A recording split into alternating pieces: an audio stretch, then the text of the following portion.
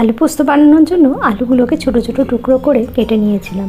একটা মিক্সিং জারের মধ্যে নিয়ে নিয়েছি পোস্ত, দুটো কাঁচা লঙ্কা আর অল্প একটু নুন। শুকনো অবস্থায় একটু ঘুরিয়ে নিয়ে জল দিয়ে তারপরে একটা মিহি পেস্ট তৈরি করে নেব।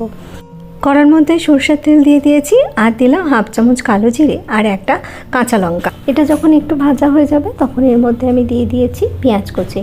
পেঁয়াজটাকে একটু লাল করে ভেজে নিতে হবে। পেঁয়াজটা যখন একটু লাল হয়ে যাবে তখন আমি এর মধ্যে দিয়ে দেবো কেটে রাখা আলু।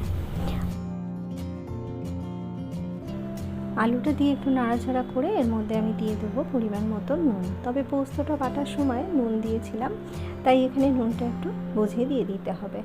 দিয়ে এটাকে একটু নাড়াচাড়া করে নেবো যতক্ষণ আলুটা একটু লাল না হয়।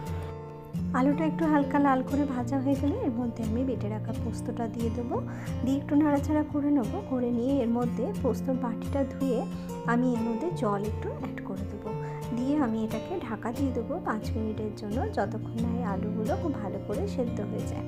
5 মিনিট পরে ঢাকা খুলে নেবো। ঢাকা খুলে নিলে দেখবেন আলুটা খুব ভালো করে সেদ্ধ হয়ে গেছে আর আমার আলু পোস্ত রেডি হয়ে গেছে। নামানোর আগে আমি এর মধ্যে দিয়ে দেবো চেরা একটা কাঁচা লঙ্কা, এটা একটু কাঁচা সর্ষের তেল দিয়ে 2 মিনিটের মধ্যে ঢাকা দিয়ে আমি স্ট্যান্ডিং টাইমে রেখে এটাকে সার্ভ করে দেবো। বাঙালির প্রিয় আলু পোস্ত একদম রেডি হয়ে গেছে। এটা ভাতের সঙ্গে খেতে অসাধারণ।